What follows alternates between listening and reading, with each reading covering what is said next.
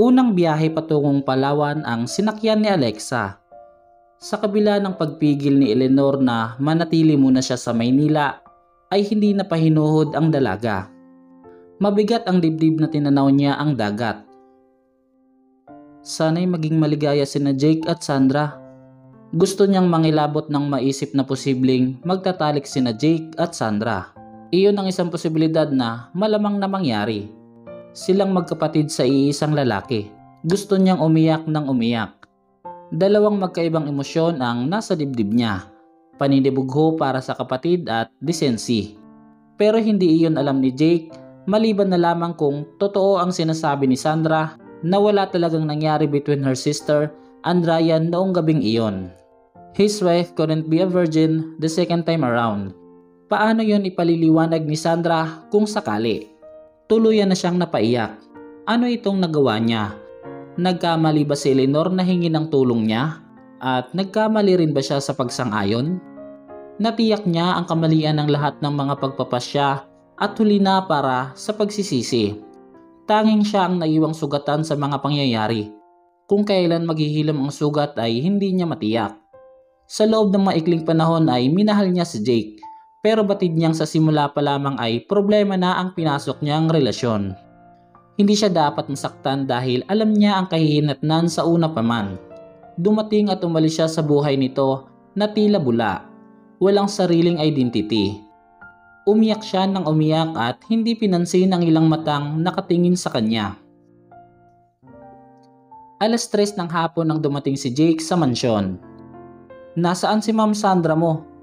tanong nito sa katulong. "Nasa likod sir, sa swimming pool." Mabilis na lumakad patungo roon si Jake.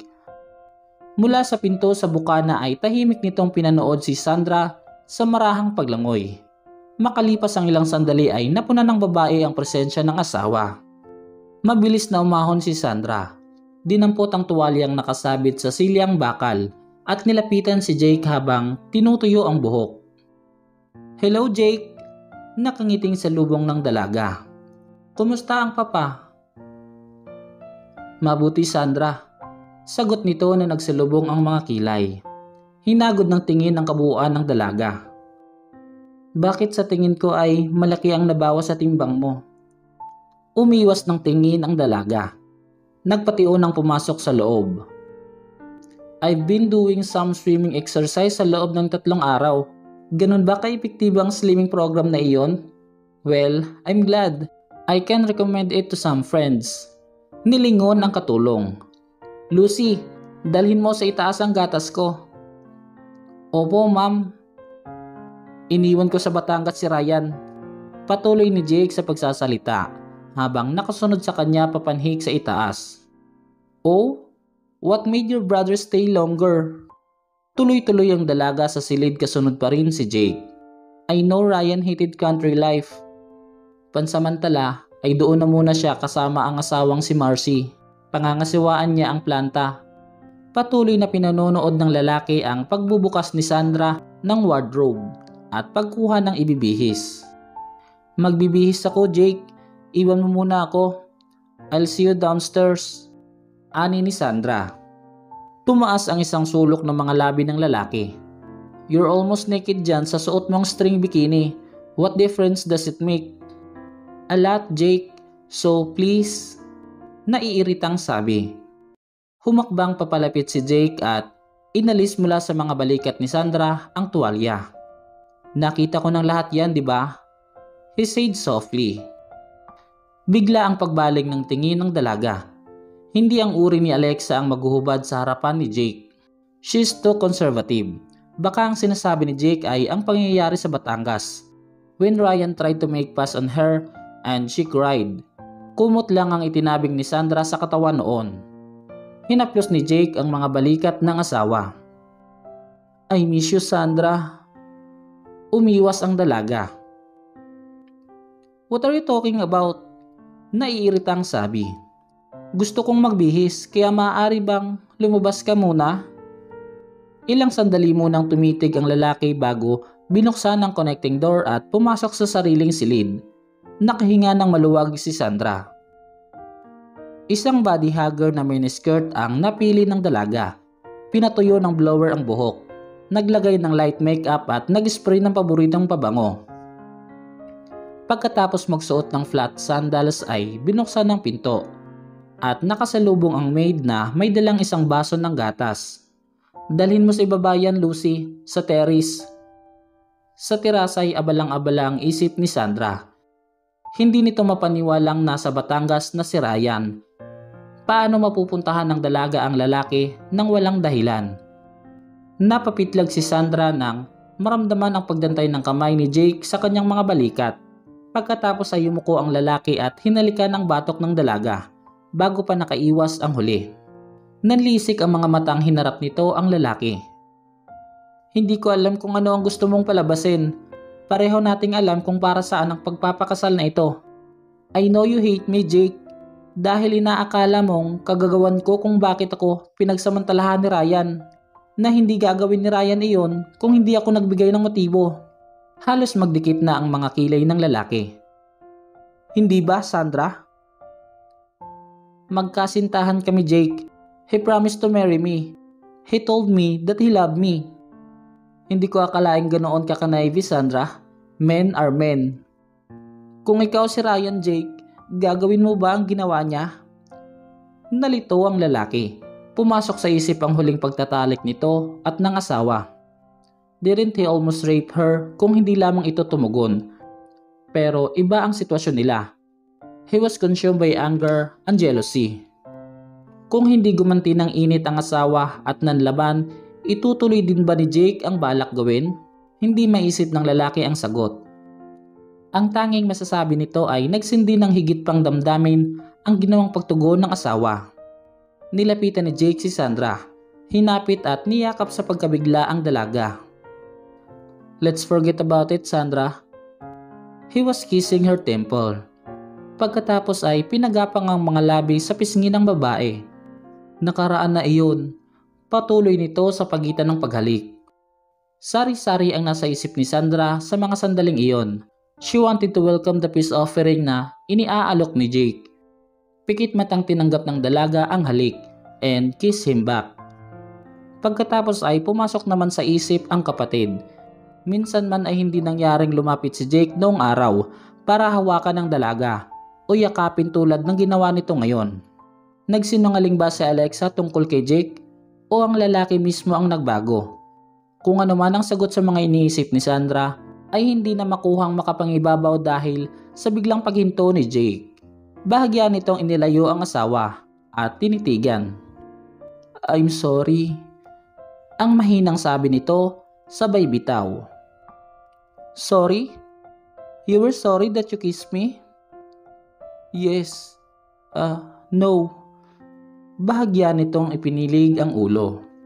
Damn, hindi ko alam. Siguro ay nasisira na ang ulo ko. Now, I like you. Now I don't. Did you like me when you left for Batangas, Jake? Yes, and even though I love you already. Gulo ang isip na nasabi nito. Pagkatapos ng nangyari sa atin, I wanted to. And now, Jake? Patuloy ng dalaga na naguguluhan na din. Inilahad ni Jake ang dalawang kamay. I don't really hate you, Sandra. Tulad ng alam mo, hindi lang ako makapaniwalang ang isang matinong babaeng tulad mo ay papatol sa isang may asawa. Then cried rape, intense dislike. Iyon ang maaari kong itawag sa damdamin ko sa'yo. Pero nauwi iyon sa pagkasuklam ng pilitin ako ng papa na pakasalan ka. Pero napatunayan ko na malinis ka. Napatunayan mong malinis ako? Agap ni Sandra sa sasabihin pa nito. Napailing si Jake. Kalimutan na natin ang usapang ito, Sandra. Bigyan natin ng tsansa ang pagsasamang ito. Magsimula tayong muli. It might work. Pagkasabi nooy tumalikod ang lalaki. Tulog na si Sandra nang dumating si Jake. Binuksan nito ang connecting door at pinagmasdan sa liwanag ng lampshade ang asawa.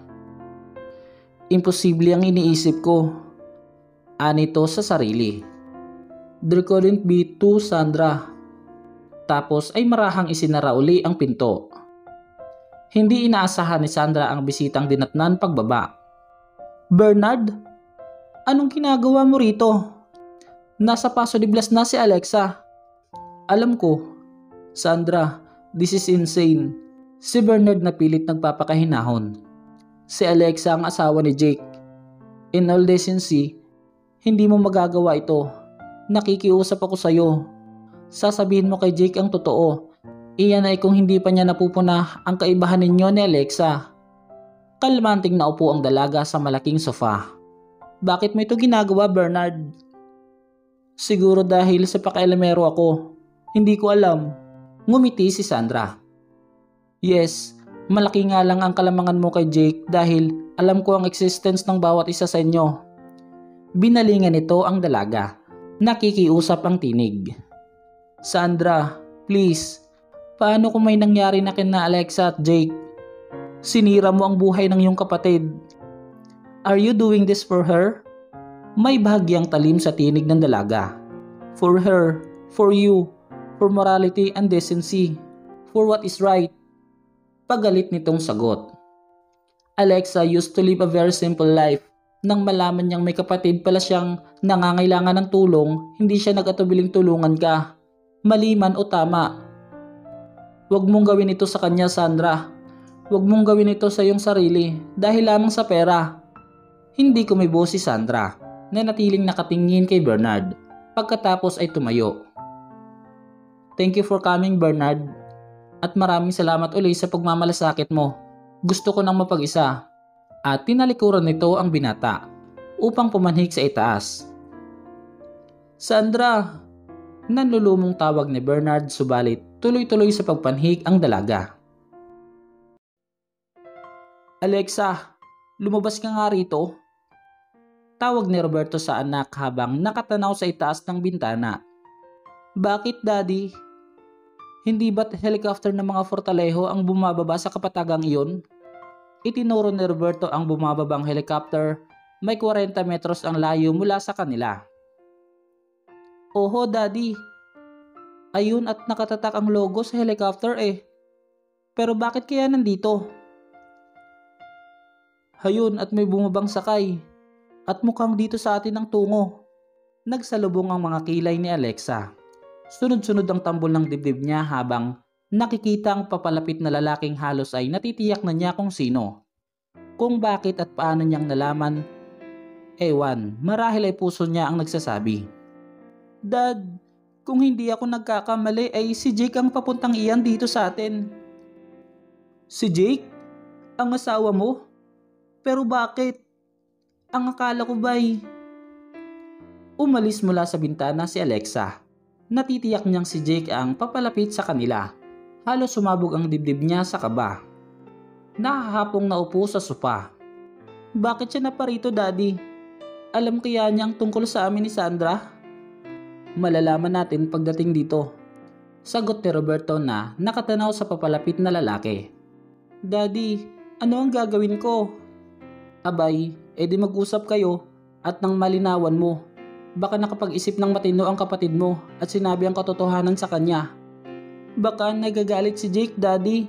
At nandito ako, Alexa. Wala kang dapat ikatakot. Ayusin mo ang iyong sarili at maputla ka pa sa suka. Lumakad ito patungo sa pinto at inabangan ang paparating na si Jake. Good morning. Wika ni Jake pagkakita kay Roberto.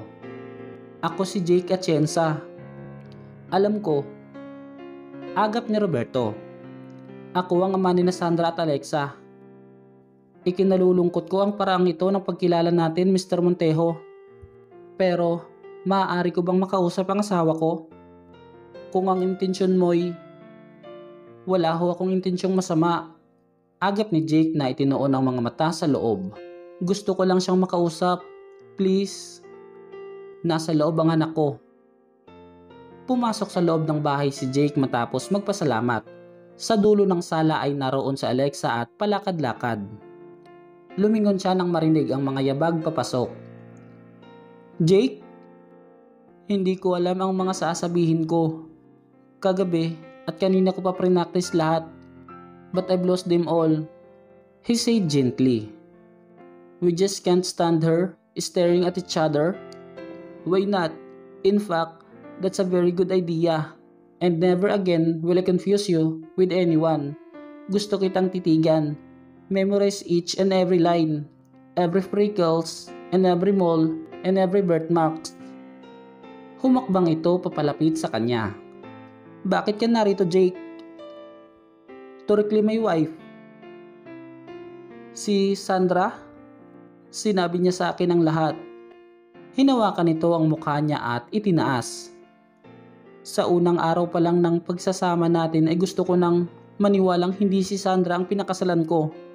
Ibang-iba ang babaeng pinakasalan ko sa Sandra na kilala ko. You're not wearing any perfume. You don't know how to drive. Gayong alam na alam kong marunong si Sandra. Mahiyain ka at si Sandra ay hindi. I have never seen Sandra in fitted jeans and t-shirt. At marami pang maliliit na bagay na hindi kayo magkatulad. Kaya nga lamang ay wala akong matukoy na iba. When we made love the first time ay lalong tumining ang hinala ko. Hindi masamang babae ang kapatid ko, Jake." Pagtatanggol niya. "Marahil, I just probably never had a chance of knowing her." Hinusgan ko kaagad siya dahil sa pakikitungo niya kay Ryan. Hindi talaga niya alam na may asawa ito. Marahil ay minahal niya si Ryan at nasaktan siya sa panuloko nito. Bukod pa sa sinaktan siya nito sa pisikal na paraan sa Batangas. Gusto niyang gantihan si Ryan sa pamamagitan ko at binalak din niyang sirain ang pagsasama nito at ni Marcy. Iyong sinabi ni Marcy sa restaurant na si Ryan ang tunay na anak ng papa. Ano ang ibig sabihin ni Marcy? Hindi kami magkapatid ni Ryan, Alexa. Bagaman iyon ang paniniwala ng marami. Kapatid ni Papa ang tunay kong ama. Nang mamatay ang mga magulang ko'y inampun ako ni Papa. Hindi na kami nagkasundo ni Ryan. Ipinaninibugho niya ang pagtinging iniuukol sa akin ni Papa.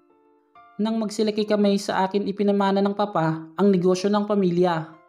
Ryan didn't prove himself worthy of our father trust. Lagi siya sa abroad at sa mga walang kabuluhang paggasta, babae at kasino, and always in trouble. Ang mga alahas, tama lang pala na kay Marcy mapunta yon. Pero hindi gusto ni Papa na ibigay ang mga iyon kay Marcy. Had he married the right woman, tiyak na sa asawa niya mapupunta iyon. Huwag nating pag-usapan si Ryan, Alexa. Nasa Batangas siya at kung hindi niya pagbubutihin ang pamamalakad sa planta, ay aalisan siya ng mana ng Papa.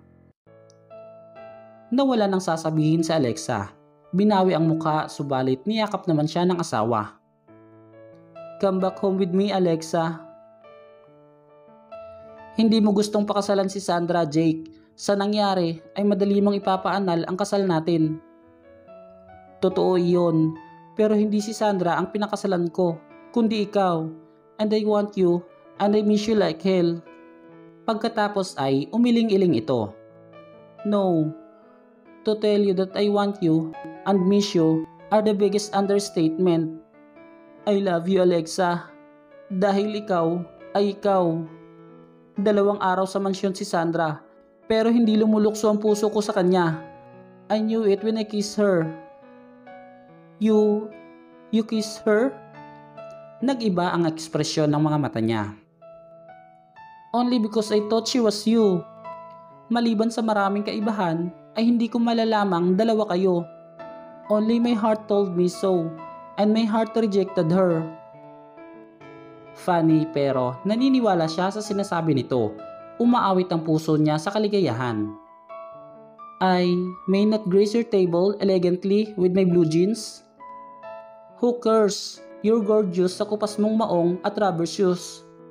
Now, hurry up lady at baka naiinip na ang piloto ni Tito Leon. Kilala mo ang mga Fortalejo? Amused na napatingala sa itaas si Jake. My father's friend. Nang sabihin ng Mama Eleanor na taga rito ka ay naging madali para sa akin ang pumarito ka agad. Pagkatapos ay mabilis siyang binuhat ng asawa at inilabas. Ibaba mo ko, Jake, at magpaalam ka na ng maayos sa daddy. Piglas niya nang makita ang ama na nakatayo roon. Ibinaba naman siya ni Jake at hinarap si Roberto. Iwinasiwas ni Roberto ang kamay. Sige na kayong dalawa. Sa nakikita ko sa asawa mo, Alexa, harangan ko man ang sibat ay isasama at isasama ka. Thanks, Dad. Tinapik ni Jake ang balikat ni Roberto. We'll be back pagkagaling namin sa Europe. Inakbayan nito ang asawa at inakay patungo sa chopper. Hey Jake, hintay! Huminto siya sa paghakbang. Na naman, natatawang tinitigan siya ng asawa. Hindi mo ba ako tatanungin kung mahal kita? Umiling ang lalaki. No, mahal mo ko o hindi, I'm taking you back home. Determinadong wika nito. Marahang natawa si Alexa at ikinapit ang braso sa bewang ng asawa. Mamaya ay sasabihin niya kay Jake kung gaano niya ito kamahal.